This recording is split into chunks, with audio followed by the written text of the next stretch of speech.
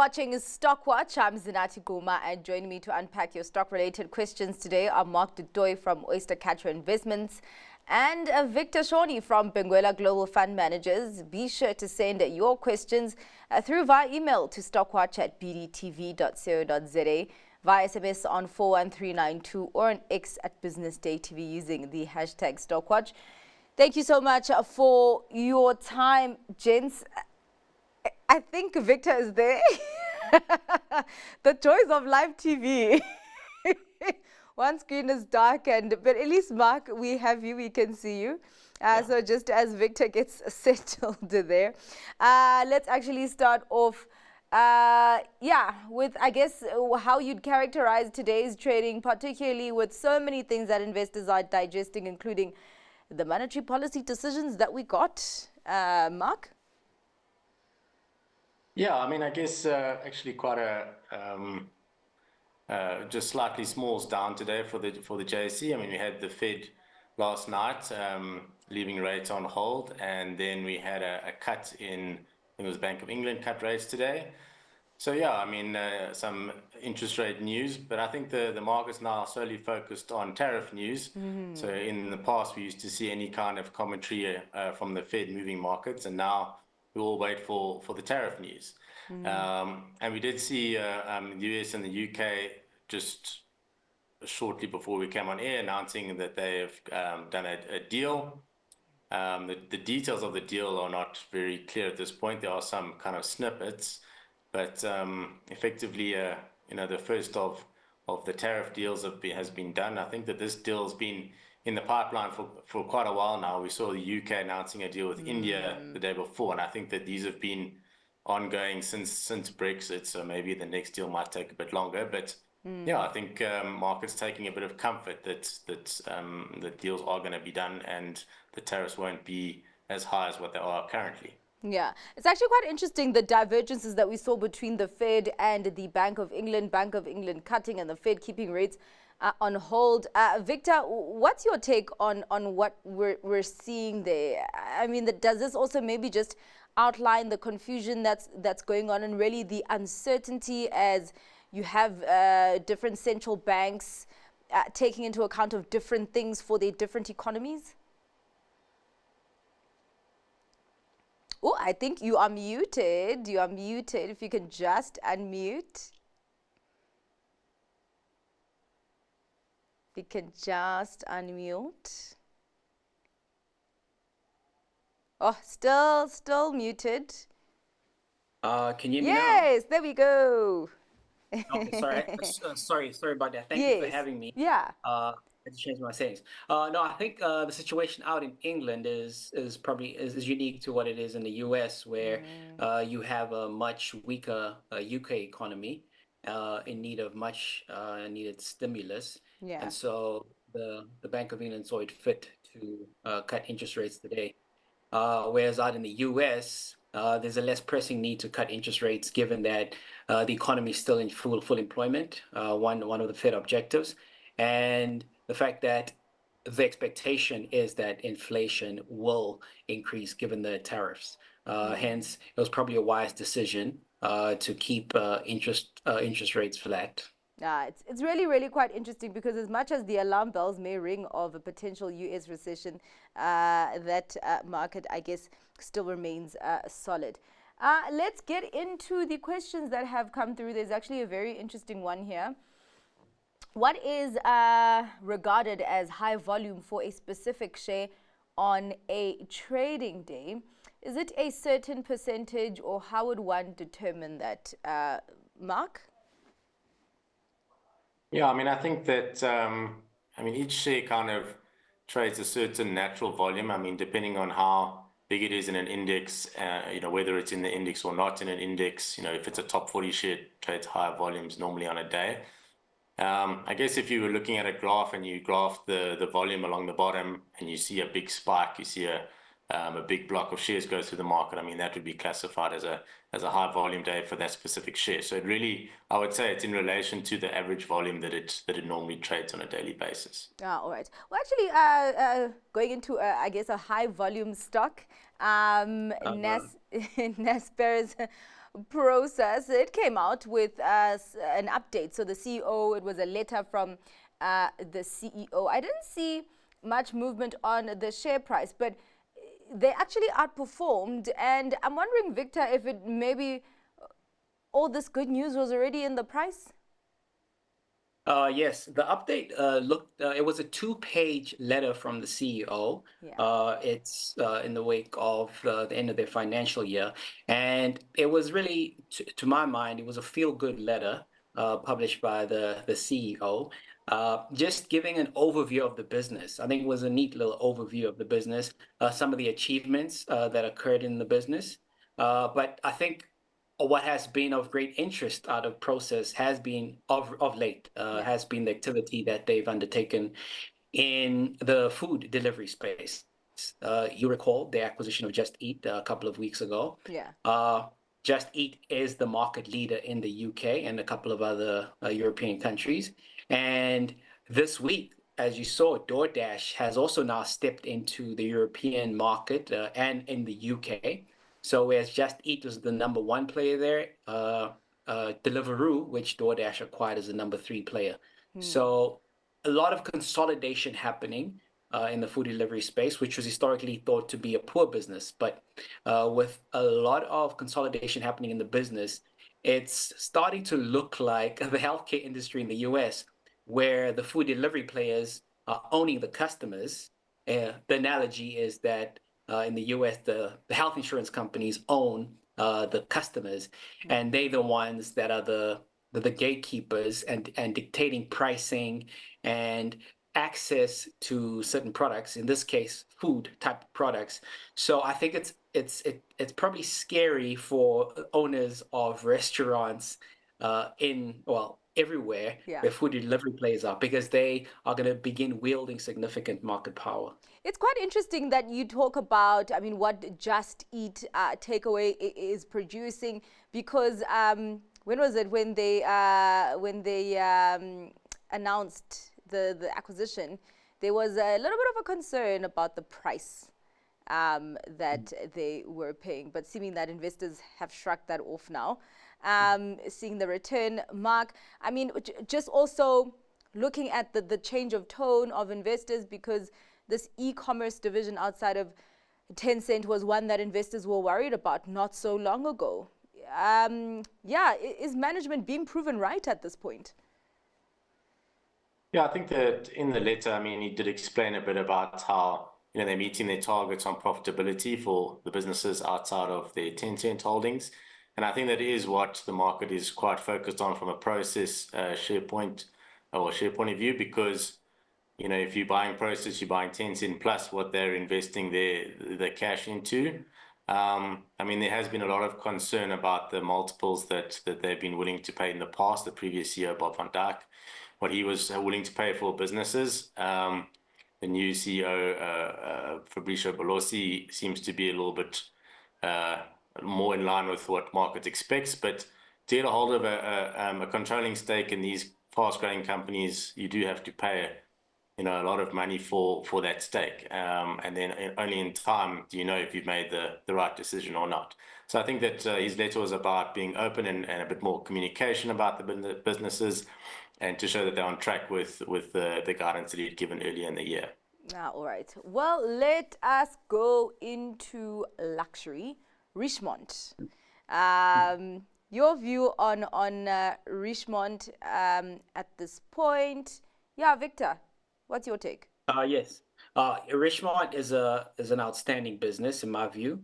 In luxury, I guess the competitive advantage to establish in the business is a brand with heritage and with a unique brand image. And and high desirability, very important. And Richemont has those qualities that are necessary for a luxury brand. It's also run by disciplined management in Johan Rupert, and it has a very strong balance sheet, as always. Well, for the most part of its history, run with significant net cash. It has brands that are very hard to replicate in the likes of Cartier, Van Cleef & Arpels, and the other Italian name that I forget how to pronounce right now. But it's got an incredible set of brands. the company's product, not only are the company's products desired, but the company Rishmont as a whole is desired by none other than the doyen of luxury in Bernard Arnault. He's accumulated some shares in Rishmont, as you've probably seen. So I think because of its unique franchise, it's a business that's going to endure. It still sells products that it first created about 40 years ago. And so that durability of its moat, I think, should continue. So yeah, it's a great business. However, at the current price, it's for me, it's fully priced. Okay. Great business, but fully priced. All right. I mean, we do get periods where there are blips in the share price where there's concerns about China, and I even remember with the tariffs there was some concern. But is it just that, Mark, blips, and you can actually be fully confident in the stock to perform and to outperform? Yeah, I think that I mean, over the long term, you do have to think about what price you pay for a business. So I mean, and we saw recently in December, or post the December period, Rishmont came out with really great results, and the share price went up quite a lot. There was a lot of buying from US customers, potentially, or maybe ahead of potential tariffs. So the share price is elevated. I mean, I also think at this point it's full. But there will be another bump, as you said. There are bumps along the way where the share price will come down, and then you need to remind yourself what a great business it is. And normally, when the share price is down, there's some worry about it, and you have to decide if that's just a temporary worry, or if if there's a structural change to the market. And if there isn't, then it's a great buying opportunity. But yeah, I mean, Richmont is a share that you can hold and accumulate for a long time. I mean, it is a business that I think will endure. Perhaps not the best entry point now, but great business. All right. Let's get to more questions, gents. There's a question on Aspen.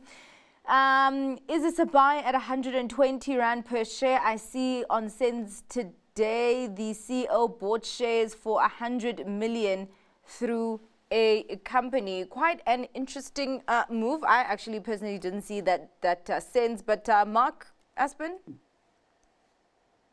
Yeah, so recently Aspen came out with an announcement saying that one of the contracts is a contract manufacturer. One of the contracts the customer's looking to exit. And so that's put a bit of a cloud over Aspen. The share price was down, I think it was down close to 30% at a point on that day. And the question has really been around this manufacturing capacity for pharmaceuticals that they've built. Are they going to be able to fill that excess capacity? And Stephen Saat, the CEO, has been saying that he's confident that they can.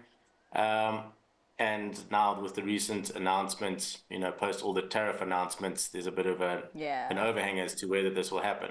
I mean, we think that they have invested a lot of money in this capacity, and that maybe not now, but in time they will be able to fill it. And so the pullback in the share price is actually giving a good opportunity to buy the share. And it's nice to see the CEO also putting some of his own money behind his business. I mean, he is a very wealthy individual, so 100 billion rand maybe is not a huge amount of his NAV, but it is a significant, and it is good to see the CEO backing his own company. And I want to ask about that, because I know that a lot of the time investors want to follow the CEO. So this does kind of put some sort of level of confidence. But should you always follow the CEO? Because, I mean, there's so much uncertainty on Aspen, and if they will be able to dig themselves out of this hole and fast enough. Maybe the CEOs, as Mark said, it's not a lot, like considering his balance sheet. But maybe he's just like trying to signal to the market that, I'm still confident in the company. But should you always follow the CEO in these purchases or sales, Victor? No, not necessarily. I think insiders, management buying more shares in a company is a positive signal. It's one of the signals, one of the things to look for, but it's not a sufficient condition in and of itself. Yeah. An analyst an investor should still do the regular due diligence into the prospects of the company. Importantly, investors should always look at what the balance sheet is looking like at any given point in time. That's what I would encourage every investor to do in Aspen. If the balance sheet is not strong, when a company is in a troubled situation, those are the type of situations that lead to the biggest losses. So yeah, it's more than just the CEO. You need to consider also what percentage of the CEO's net worth is being invested at any point in time. It could be less than 5%. But if it's 50%, that is probably a more meaningful signal. Okay, so do your research. All right, let's get on to more questions.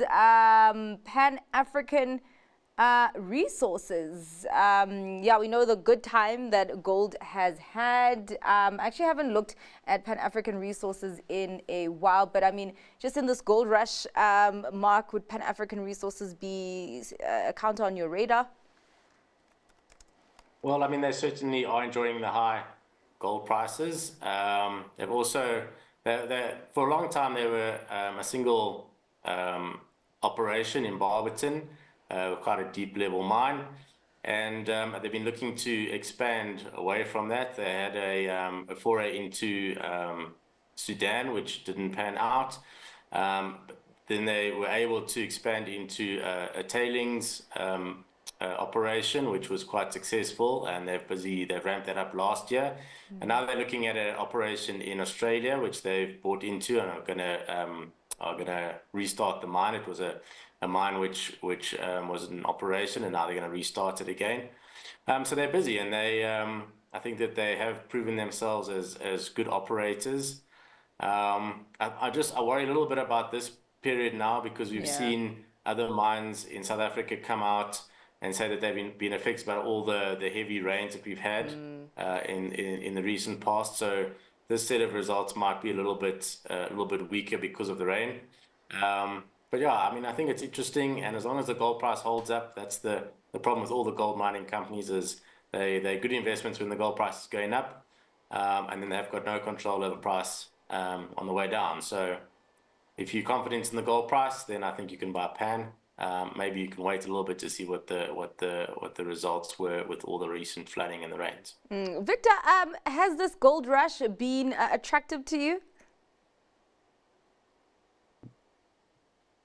Yeah, I think it's been I think as an investor, it's an interesting signal for what it says about the rest of the market.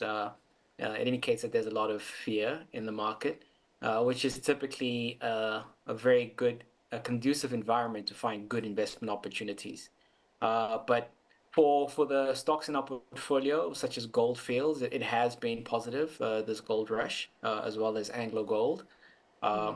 Just the problem is figuring out when this gold upcycle is nearing its end. I think that's the difficult part to figure out. And yeah, I think a lot of misjudgments will be made about the longevity of this gold boom. And yeah, All right. a lot of people get hurt. Yeah, I do hear you on that. Well, let's get on to more questions. There's a question on Royet. Please ask the panel about the metrics of an investment in Royet. Mark? Yeah, so I mean, it's a sort of a smallish or mid-tier South African focused stock. I mean, we don't normally buy the cap stocks that are South African focused. I think unless they're very cheap, it is a tough operating environment. And I mean, for us, the price doesn't justify an investment. They need to find growth, which is difficult in the South African space. Yeah, and actually, just talking about being difficult. Things being difficult on finding a growth in subdued economic growth in South Africa. Also with building materials, Cashbuild. Your view on Cashbuild for a buy? I actually do note that Cal Group, previous COP Agri, came out with results today, and they were actually talking about their segment that's exposed to building materials not doing well. So it seems that this pressure is ongoing. Cashbuild, your view, Victor? Yeah, I think a Cashbuild is a very good business. It's got a competitive advantage in its low cost base, very strong brand, uh, and I think Cashbuild has come down after the post-pandemic boom in people improving their homes. Given that the South African economy is so weak, consumers are still under pressure, a lot of inflation, that is weighing on the business, as well as some competition from unregulated, independent retailers that aren't meeting standards. And there are a lot of other players in the industry. So, as a result of the sluggish overall industry growth, there's a lot of intense price competition. But I think given Cashbuild's position as a low cost player, it should thrive and outperform the rest of the market. Of interest is its move into a higher end segment in the market. That probably will improve its position overall because of high income earners being able to spend more on home improvement. But I think at these levels, Cashbuild is attractive All right. at Well, 17 PE. all right. Just trying to figure out if I should go straight to stock picks. Okay, yeah, let's go straight to stock picks. Mark, what are you choosing today? So yes, I'm choosing a very well-run business in South Africa. It's had a very tough share price retraction over the last few months. It's Caro. So they own, well, we all know their schools that they own. It was a darling for many years. It used to trade on 50 times earnings when it was growing in 2017. Then they split the business. They spun out Stadia and they split. So that's the tertiary side, and then Caro is the education, the school side. And really, in this last set of results, the market got very worried about a slowdown in learner growth. Learner growth was basically flat year on year, and I think that the market got a little bit spooked. I think I think that the share was down over 30%, and it's really an overreaction. The business is now trading on 10 times earnings, and this is a business which is very defensive. I mean, people will give up a lot to send their children to a good school, and I think that the learnership numbers will go back to growth as the capacity in the high school gets filled. I think that the top line can grow 7%. They can keep their costs under control. They can increase margin slightly, and over time, the return on equity and the return on assets will improve, and then the re-rating will come back. So I think that this business can grow earnings in double digits. I think you're going to eventually get a 4% dividend return, and I think it should trade on about a 15 times earnings. So that gives you kind of a 20% a year return. All right. Victor, what are you putting your confidence in today? Yeah, since we touched on fashion a little bit early on, my name is international name, but it is locally known. Steve Madden. Steve Madden of the Wolf of Wall Street fans will remember Steve Madden as Yep. well. But it's a business whose share price has been pummeled as a result of the tariffs that have been introduced. Steve Madden has been as one of the companies that was heavily exposed to China for the production of its products. Uh, Pre-Trump's first tariffs in 2018, it made 94% of its products in China. After those first tariffs, it brought it down to 77, but the market was still very spooked by the introduction of tariffs early last month. And so it sent the share price down about 60% from its peak last year. And now it's still trading at half of its peak price last year. Very attractive. It's still run by its founder. It is a low-cost producer. It always finds the lowest cost manufacturing sites around the world. Its advantage over other players is it is able to move its production quickly out of China. So they plan to have their production down in China down to about 43% of the total group production by the end of this year. And if you look at their production of the product they sell in the US alone, so last year it was about 71%. By the third quarter, they would have moved that down to the mid-teens, and by the first quarter of next year, that will be down to mid-single digits. So they managed their tariff exposure pretty well. And another interesting thing is they just made an acquisition which closed this week of a brand called Kurt Geiger. It is known in South Africa. Yeah. Interestingly, one of the brands owned by Kurt Geiger is Carvela. which used to be a very popular brand in South Africa. But Kurt Geiger is growing very fast in the US. About 6 years ago, we had $10 million of revenue in the US. Last year was 170 million, with its digital sales in the US alone up by 6% last year. So it's a strong business. It's got a strong balance sheet, net cash, at least before the Kurt Geiger acquisition, and it's still run by the legendary founder Steve Madden, who is a bona fide shoe dog, just like our man Full Knight at Nike. Still a living legend, running the business, very passionate. It's an incredible business on valuation. Historically, it's traded at a PE of about 19. Right now, the P is at 10, and the dividend yield is 3.5%. So I think it's a good quality business that's trading very cheap. Yeah, I think let's not take Shoe Dog away from Full Night. Maybe let's call the Steve Madden guy, I don't know, Heel Dog or something. But thank you so thank you so much. The cobbler. Oh, the cobbler. That's his name. The cobbler. Okay, He's got a book nice. out. Thank you so much for your time and for your insights today, guys. Really appreciate it. That is all for Stockwatch today. Thanks to our guests, Mark Du Toit from Oyster Investments and Victor Seanie from Benguela Global Fund Managers. Up next, the close. Stay watching.